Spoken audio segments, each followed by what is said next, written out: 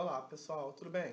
Calma, o Murilo não ganhou cabelo e nem mudou de rosto. Quem fala aqui é o Luiz Lanes e a gente vai conversar um pouquinho sobre atualização em exames laboratoriais.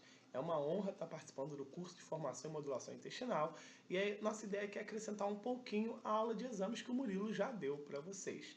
Então, antes de a gente começar a conversar, eu tenho que agradecer esse cara, né? O Murilo, que é um cara fantástico, abraça o mundo e ajuda todo mundo. E aí eu coloco a foto dele, porque ele me ajuda muito na minha carreira. Eita, eu acho que eu botei a foto errada. Não, é esse cara aqui. Vocês podem ver que é igualzinho, né, cara? Eu acho que o desenho foi feito pra ele, tá? E outra pessoa que eu agradeço também muito é o Pedro Bastos, que é um portuga muito gente boa e sabe muito de ácido úrico. E me ajudou a montar essa aula pra vocês. Hoje o nosso foco vai ser uma atualização em ácido úrico, pensando na relação intestino e ácido úrico e quais são as complicações que ele pode acarretar no nosso corpo. Bem, então a gente começa com essa imagem. E aí eu quero que você guarde, pega essa imagem, tira um print da tela, ou pega o artigo, salve essa imagem numa qualidade melhor, e aí carrega essa imagem para onde você quiser, para onde você conseguir vê-la com calma, certo? Porque nela a gente tem muita informação. Bem, a gente está vendo aí a relação intestino, rim, fígado e tecido adiposo. Ou a gente pode ver uma alteração da microbiota com um aumento da síntese de ácido úrico e uma redução da excreção, levando a um problema hepático e a um problema no tecido adiposo, uma inflamação e talvez um risco cardiovascular. Nossa, calma. Então vamos tentar ver um pouquinho devagar isso. Eu dou um zoom nessa imagem para a gente ver essas relações. Bem, o que a gente tem é o seguinte: aquela clássica alteração no intestino, levando ao aumento da produção de LPS, com uma redução dos ácidos graxos de cadeia secundária, tá? E um aumento da produção de uratos. Consequentemente, uma redução dessa excreção. E isso pode levar a uma resistência à insulina. E a gente sabe que isso aqui vai com o aumento de diversas moléculas inflamatórias e também a gente pode vir para o nosso fígado, isso o Murilo fala bastante, né? Levando a uma esteatose hepática não alcoólica, tá? Então, vamos tentar ver uma relação que a gente tem isso tudo com ácido úrico. Tá? E aí nada melhor do que a gente colocar na prática. Vamos pegar um sujeito, esse sujeito o Murilo apresentou na aula de exame deles, e olha só que legal, ele vinha com 10,4 de ácido úrico, ele reduziu drasticamente para 5,6. Só que essa redução teve um motivo, foi o uso de alopurinol, um medicamento que atua na síntese de ácido úrico.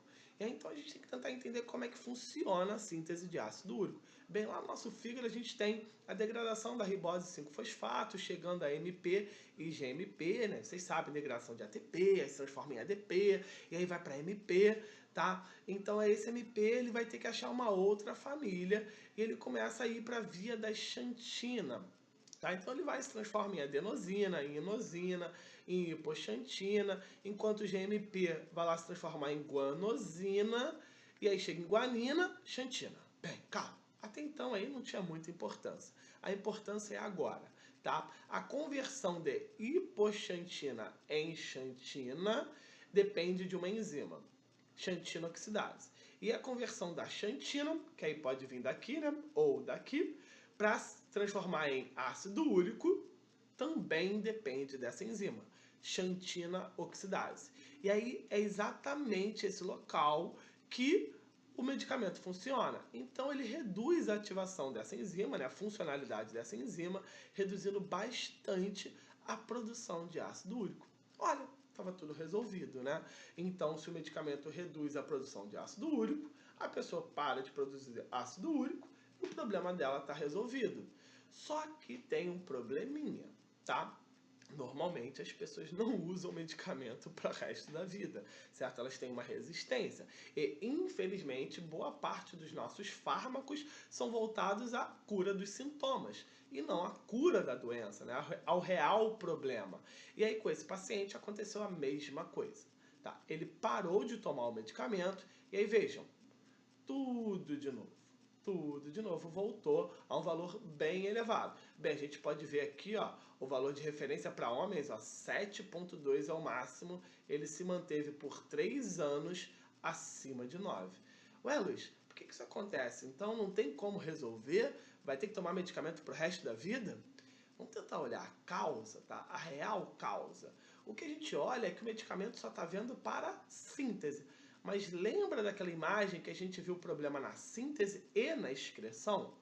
Então a gente tem que ver como é que vai ser a excreção desse ácido úrico. Bem, até 35% dela é feita no intestino, mas a maior parte é lá no rim. Aí vocês estão lembrando daquela relação intestino-rim e que o intestino alterado atrapalha a excreção renal desse ácido úrico? Bem, esse talvez seja o problema. Tá? Enquanto todo mundo pensa que a balança ela desequilibra para a síntese do ácido úrico, né, que esse deveria ser o nosso maior problema, bem, isso não ocorre, tá? Então a balança não funciona muito bem assim. Na verdade, o que pesa mais é a excreção de ácido úrico. E ele, quando reduzido, é o que leva a 90% dos casos de hiperuricemia. Então a gente tem que pensar mais nessa excreção do que na síntese. Então, talvez resolver esse problema seja melhor do que simplesmente dar somente o medicamento para reduzir a síntese de ácido úrico. Tá? Então, a gente volta naquela imagem e olha de novo. Olha só o que acontece, certo? Então, a gente vê essa alteração levando ao problema no rim e o rim também levando a um problema no intestino. E aí, de novo, a gente vê aqui, ó, diminuição da excreção de uratos, diminuição da excreção de ácido úrico. Então, talvez esse seja o problema, certo? A diminuição desse ácido úrico.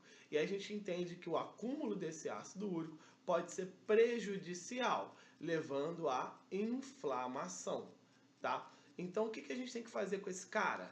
A gente tem que conseguir colocar uma modulação nutricional para ele reduzir. E foi exatamente aquilo que ele fez. Ele foi procurar um nutricionista e ele conseguiu, com modulação nutricional, melhorar esse sintoma, tá? Então vocês podem ver que o que foi feito é tudo que o Murilo já abordou no curso e ele vem abordando, tá? É melhorar todas as estratégias para conseguir resolver essa inflamação intestinal, esse processo desbiótico, esse processo de hiperpermeabilidade intestinal, né? Melhorar as stack junctions, melhorar a tripa ralada, como ele fala. Então a gente tem diversas estratégias para conseguir melhorar esse intestino. E isso funciona. Parece brincadeira, né? Parece que a gente está vendendo balela, mas não é. Realmente funciona. Na prática, funciona. Tá? Então a gente tem que conseguir melhorar isso para não gerar essa inflamação. Tá? Porque esse ácido úrico ele pode levar a um estresse oxidativo e uma inflamação. E aí rapidamente a gente pensa, né? Pô, sempre quando tem estresse oxidativo, tem inflamação, a gente lembra de vitamina D, porque, pô, é um ótimo nutriente, ele vai ajudar isso, ele ajuda em doença autoimune. É fantástica a vitamina D, né? Eu concordo. Só que tem um porémzinho. O ácido úrico, além de levar a estresse oxidativo e a inflamação, olha o que ele faz com a vitamina D. Bem, essa vitamina D tem que ser conjugada no fígado para se transformar em 25-OHD3, certo? E aí depois ela vai lá para o rim, né, para ser convertida na forma ativa, tá lembrada? Pela enzima 1-alfa-hidroxilase. E aí sim ela chega nessa forma, 1-alfa-25-OH2D3. E essa é a forma ativa. É essa vitamina D que vai atuar nos tecidos, resolvendo, talvez, ajudando no processo de inflamação, estresse oxidativo. O que acontece é o seguinte: o acúmulo de ácido úrico inibe essa 1-alfa-hidroxilase, fazendo com que a gente tenha menos conversão para a forma ativa, piorando o nosso problema. Então, esse aumento de ácido úrico leva, assim, mais estresse oxidativo, mais inflamação, a gente reduz as nossas defesas e isso pode levar à resistência à insulina. E você deve estar pensando, pô, Luiz, acho que você está viajando um pouco, cara. Pô, tudo bem, eu entendo a bioquímica, você mostrou, legal, mas daí a gente já conseguiu comprovar que esse aumento desse ácido úrico vai levar à resistência à insulina? Bem, não sou eu que estou falando. São diversos trabalhos relacionando, por exemplo, Gotham, que é uma doença de acúmulo de ácido úrico, com o diabetes do tipo 2. Ou simplesmente o acúmulo de uratos já levando, está associado a uma diabetes do tipo 2, com resistência à insulina. Então a gente vê sim essa relação íntima entre um acúmulo de ácido úrico, inflamação, resistência à insulina. E aí, lembra? É isso que a gente tem que conseguir combater com todas as estratégias nutricionais que são abordadas no curso. Vamos voltar aqui? E a gente vê que essa inflamação pode levar aqui a uma alteração do nosso tecido hepático. E aí a gente desce, a gente vai para essa parte aqui da imagem, onde a gente vê uma redução de adiponectina, aumento de moléculas inflamatórias. E isso pode levar a uma inflamação do tecido adiposo, levando talvez a um risco cardiovascular. Olha aí, não só eu de novo falando. Mais uma publicação mostrando, publicação brasileira, mostrando a relação de ácido úrico como um risco para doenças cardiovasculares e síndrome metabólica. A gente tem outras publicações mostrando uma meta-análise, mostrando esse aumento de ácido úrico, nessa hiperuricemia, com um aumento de risco para insuficiência cardíaca. E aí o legal é que para a gente conseguir controlar isso, né, e acompanhar os nossos pacientes para entender esse risco, a gente tem um valor de corte, que eles dizem nesse trabalho, mostram que acima de 5,2 miligramas decilitro já prediz, né, um aumento do risco para doenças cardiovasculares. Então, olha só, grava esse número para você conseguir acompanhar melhor o seu paciente. Acima de 5,2 miligramas decilitro já é preocupante. Tá? Outro marcador que eu mostro para vocês para a gente conseguir controlar risco cardiovascular é a apolipoproteína B.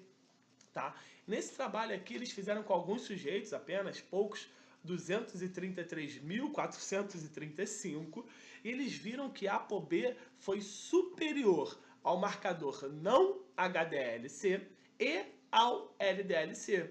E que ainda o não HDLC é superior ao LDL. Olha que curioso, né? A gente sempre acaba usando o LDL como um fator de risco cardiovascular e acaba não se atentando aos outros. Bem, na verdade é que HDL, LDL e colesterol talvez não sejam marcadores muito bons para a gente conseguir avaliar indivíduo por indivíduo.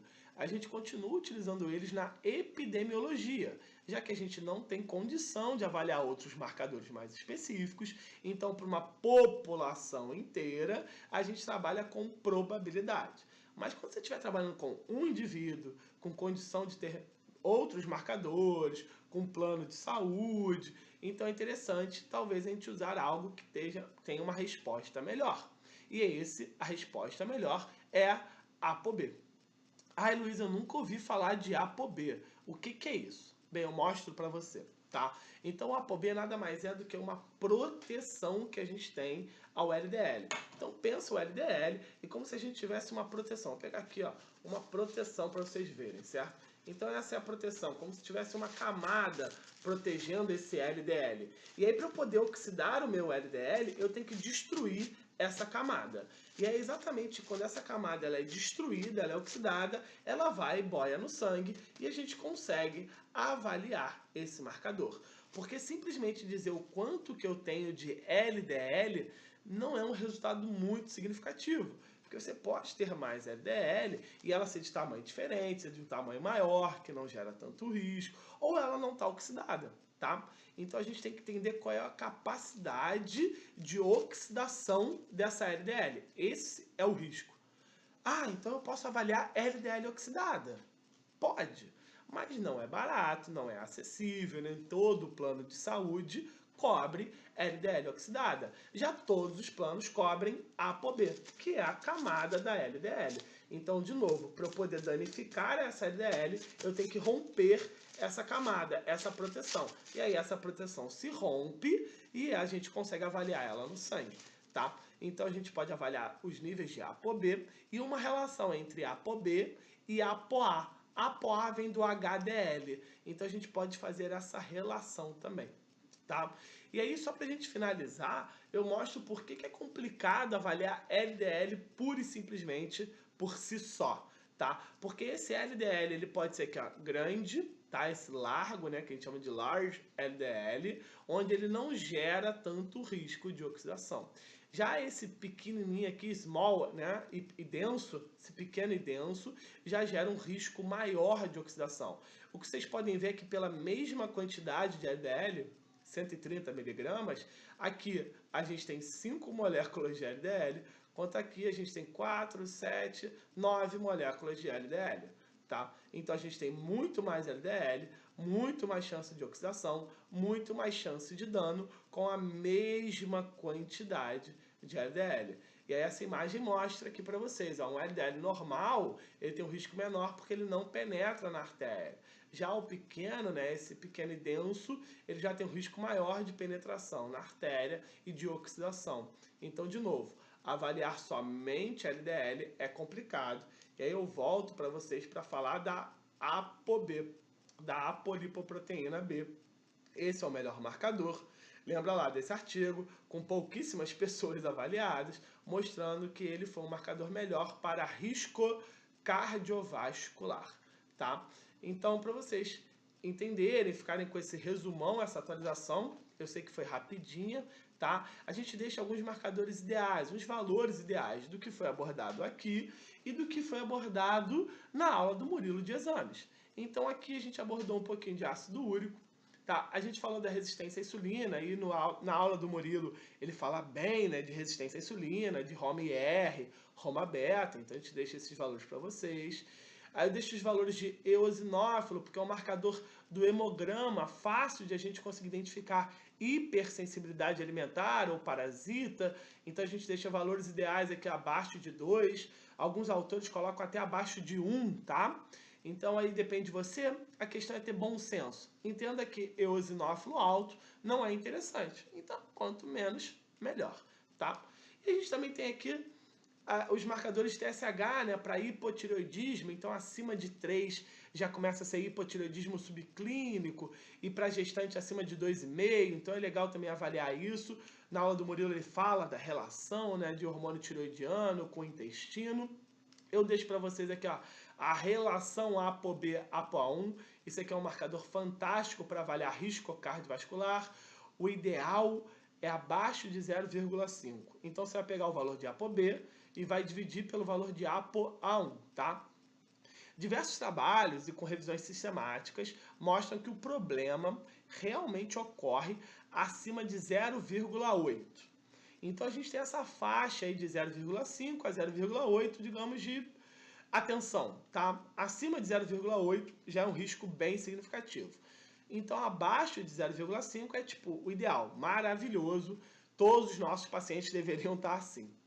Bem, para avaliar a nossa saúde hepática, temos esses 3 marcadores, a ST ou TGO, a LT ou TGP e a gama-GT, tá? Então são marcadores bons, tentem manter abaixo desses parâmetros. Lembrando só para quem faz exercício, porque aí é minha vida, né?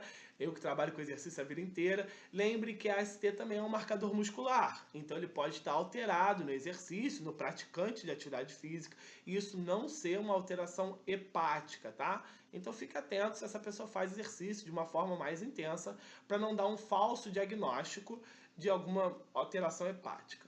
Bem, vitamina D, o ideal é a gente manter acima de 40 nanogramas ml, tá? E a gente tem os valores de referência para aqueles exames que o Murilo falou no finalzinho da aula dele, de calprotectina fecal e de hidrogênio esperado. Bem, o que o Murilo não falou foi de um exame especial. Esse exame de sequenciamento de DNA, que é o 16S-rRNA. Bem, o que ele faz? Ele faz o sequenciamento da microbiota. Olha que legal. Você pega um pedacinho das fezes, coloca no tubo e envia para a empresa que faz essa análise. E aí ele vai te dar, junto com um questionário de sinais e sintomas para você preencher, para a gente poder avaliar de forma global como é que está a sua saúde, todo o mapeamento, né, dessas espécies bacterianas. E olha que legal, a gente pode ver aqui, ó, a AKK, a Akkermansia mucinífera, ou F. prausnitzii. A gente tem diversas aqui, ó, diversas bactérias sendo descobertas, né, descritas por esse exame. Bem, a gente pode pegar somente essa espécie bacteriana e a gente consegue ter uma ideia, por exemplo, se existe uma infecção intestinal. Olha esse exemplo, esse caso clínico. A gente viu um aumento de proteobactérias, principalmente de Escherichia coli, tá? Esse percentual não é comum. Então já mostra uma infecção intestinal, tá? E a gente consegue ver por esse exame. Bem, outro exame que a gente consegue avaliar é a proporção de filos bacterianos. Olha só nesse. Veja que a relação Bacteroidetes azul e Firmicutes, ó, tá bem alterada. E isso acontece por conta dessa área cinza aqui, ó, que é verrucomicrobia. Eu quase nunca consigo falar isso, tá? O Murilo sempre reclama comigo que eu não consigo falar. Isso aqui é a família da Quermância mucinífera. A gente vê um aumento significativo da quermância nesse sujeito. Já nesse aqui, ó, a gente já consegue ver uma relação melhor de Bacteroidetes e Firmicutes. E a gente sabe que talvez essa relação possa estar associada com síndrome metabólica, obesidade. Isso tem muito a ser discutido e o Murilo aborda bem isso no curso dele, né? E com esse exame a gente consegue ter uma ideia de como anda a proporção desses filos bacterianos. Lembra lá daquele que teve infecção intestinal? Bem, também aparece aqui, ó. Olha só, aumento de proteobactérias, olha lá, 33% de proteobactérias. Isso também não é uma proporção muito boa. Bem, esse exame ele vai conseguir dar o sequenciamento de todas as bactérias da microbiota? Claro que não, tá? Isso é uma gotinha no oceano. Mas é algo novo, é algo que a gente está trazendo para vocês que tem muito ainda a agregar. A gente está começando, né, a pesquisa nesse nível. Os estudos mais novos, os mais recentes, conseguem fazer essa identificação e aí a discussão começa a ser mais aprofundada. E aí, quem sabe, você consegue levar isso para o seu consultório, tá? Então, eu acho que isso vai te ajudar e o Murilo já abordou isso para vocês e a gente consegue fazer bastante coisa com esse exame, tá? Bem, eu espero que vocês tenham gostado. Foi uma atualização bem rapidinha. Eu sei que eu falo rápido, a ideia é essa, é para o vídeo tentar ficar o mais curtinho possível para vocês conseguirem assistir em diversos momentos. Qualquer coisa você pausa um pouco, volta, sem problema nenhum. E aí só para finalizar eu preciso agradecer a esse cara, ao Murilo Pereira e ao Pedro Bastos, que é a NutriScience. Sigam eles no Instagram, eles são fantásticos. Bem, o Murilo não preciso falar, né? Mas o Pedro Bastos é fantástico. E se vocês tiverem alguma dúvida, alguma mensagem, manda lá para mim no meu Instagram, Luiz Lanes, certo? Galera, abraço, até mais, espero que gostem. Tchau, tchau!